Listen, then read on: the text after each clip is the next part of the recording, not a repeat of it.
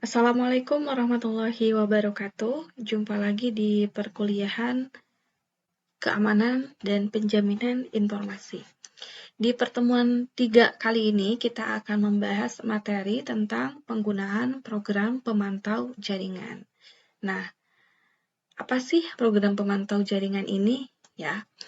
Nah, program ini merupakan sebuah program yang dapat membantu kita untuk menjaga komputer ya agar selalu tetap aman dan juga berfungsi dengan baik ya. Jadi ibaratnya si program pemantau ini seperti telinga dan matanya komputer ya. Dia bisa mendeteksi jika terdapat kerusakan di dalam komputer. Seperti contohnya misal tiba-tiba nih koneksi internetnya mati ataupun perangkatnya ada yang rusak. Nah, jadi kan ini memungkinkan kita untuk memperbaiki masalah lebih cepat ya sebelum menjadi masalah yang lebih besar. Nah, kenapa kita membutuhkan program tersebut? Ya, meskipun sebuah sistem yang kita buat ya itu sudah kita rancang sedemikian rupa dengan security yang baik, tapi kan dalam hal operasinya ini terkadang memang terjadi masalah keamanan ya yang sehingga selalu harus sering dimonitor. Nah, hal tersebut ini seringkali terjadi ya karena disebabkan yang pertama ditemukannya lubang keamanan atau security hole yang baru, di mana si lubang keamanan ini seperti celah gitu ya atau pintu masuk tersembunyi di dalam komputer ataupun perangkat lunak yang memang seharusnya tidak ada. Nah, untuk lubang keamanan ini bisa terjadi ya karena beberapa hal, misalkan salah desain, salah implementasi, salah konfigurasi, dan bahkan juga salah penggunaan dari sistem atau jaringan tersebut. Contohnya ya, salah penggunaan ini seperti ini ya. Kalian misalkan membuat kata sandi nih. Nah, kata sandinya itu buatnya pakai kata sandi yang lemah atau yang mudah ditebak. Contohnya seperti apa? Misal 1, 2, 3, A, B, C, D gitu. Itu kan gampang ya buat ditebaknya. Nah, jadi si kata sandi tersebut ya itu sangat rentan sehingga si penyerang ini nantinya dapat dengan mudah untuk menebaknya ya. Yang kedua ada kesalahan konfigurasi dan juga selanjutnya ada juga instalasi baik itu dari hardware ya ataupun software yang baru itu juga bisa menyebabkan menurunkan si tingkat security dari sistem ataupun jaringan tersebut. Nah, kemudian beralih ke pengujian keamanan sistem ya. Nah, biasanya untuk sistem informasi itu juga kita harus uji dulu nih keamanannya. Apakah tingkat keamanannya ini sudah aman atau betul? Nah, si administrator ini memanfaatkan berbagai program ya atau perangkat pembantu otomatis untuk menguji atau mengevaluasi si keamanan sistemnya. Ini ada banyak sekali aplikasi ataupun software yang digunakan sebagai contohnya untuk sistem yang berbasis Unix ya, si OS-nya itu bisa digunakan aplikasi COPS, Tripwire, Satan, dan seterusnya. Kemudian untuk yang menggunakan Windows NT ini bisa digunakan program Ballista. Ya, selain itu ada juga program-program lain ya, seperti Crack, kemudian Len Latiera, dan masih banyak lagi yang lainnya. Kemudian ada probing service.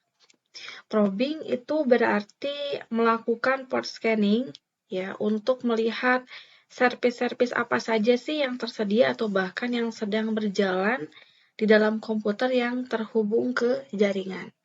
Nah, untuk service di internet itu umumnya dilakukan pada protokol TCP ataupun UDP.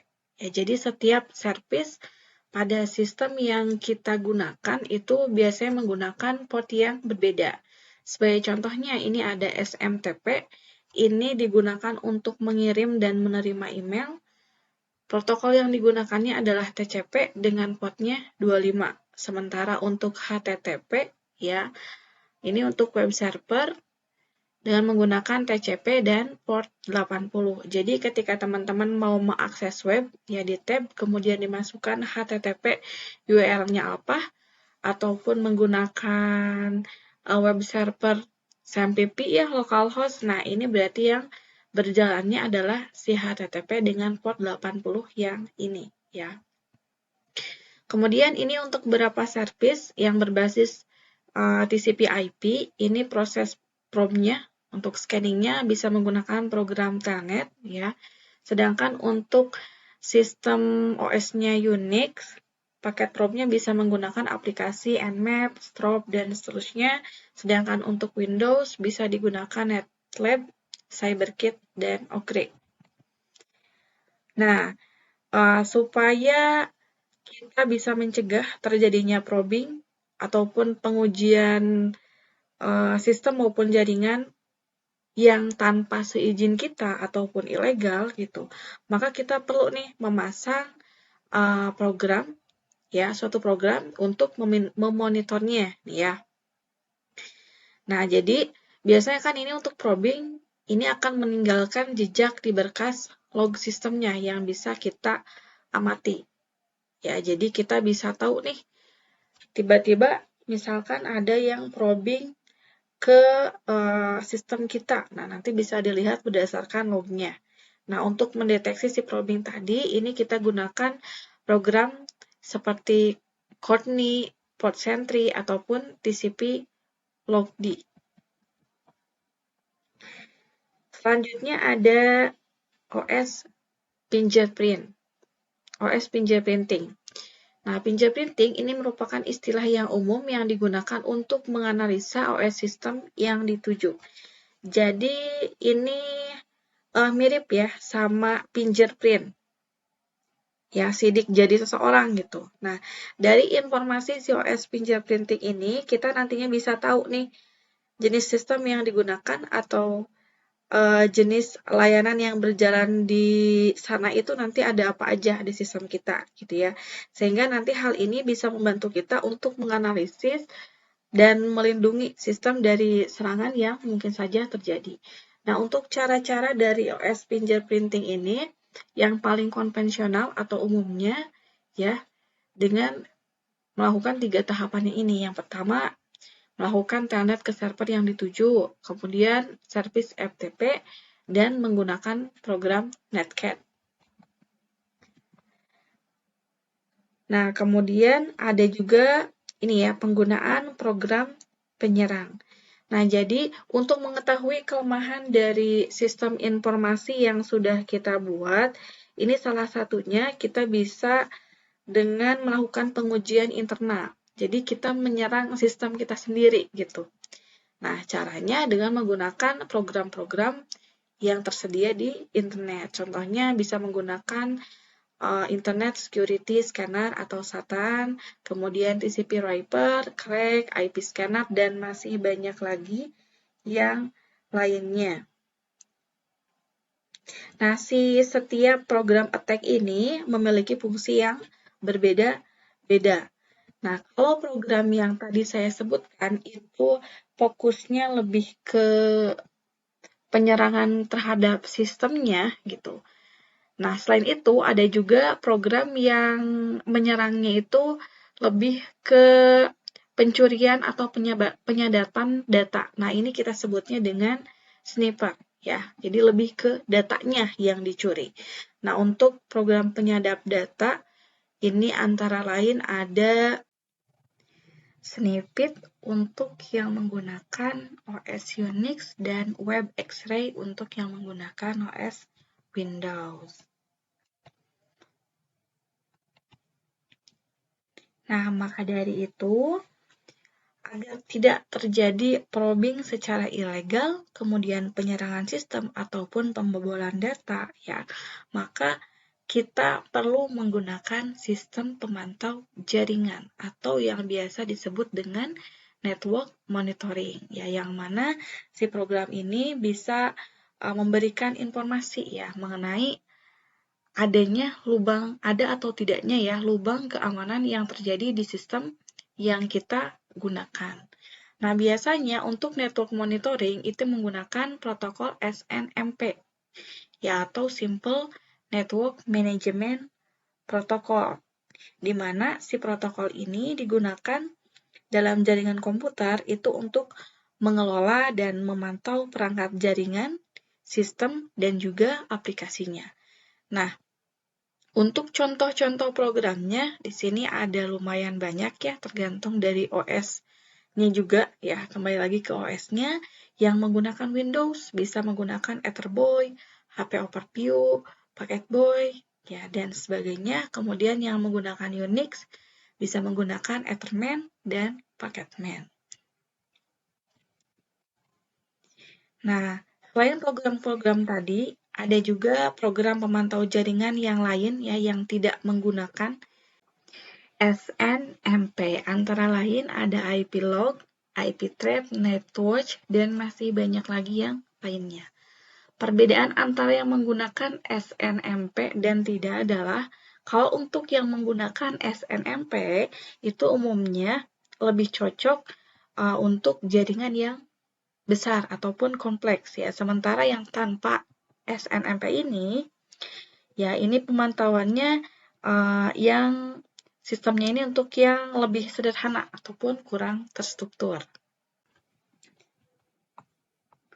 Selain itu, ada juga sistem pemantau atau monitoring system yang biasanya disebut dengan IDS, Intruder Detection System ya. Nah, sistem ini dirancang untuk mendeteksi aktivitas yang mencurigakan di dalam jaringan komputer maupun sistem.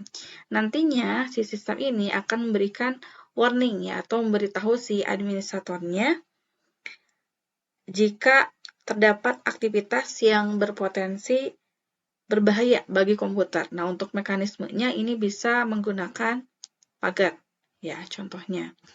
Nah, untuk contoh dari software yang digunakan untuk IDS ini ada Autobus, kemudian Shadow, Snort, dan masih banyak lagi yang lainnya. Oke, terakhir ada Honeypot. Ya, ini merupakan sebuah sistem yang digunakan untuk memancing dan memantau hacker.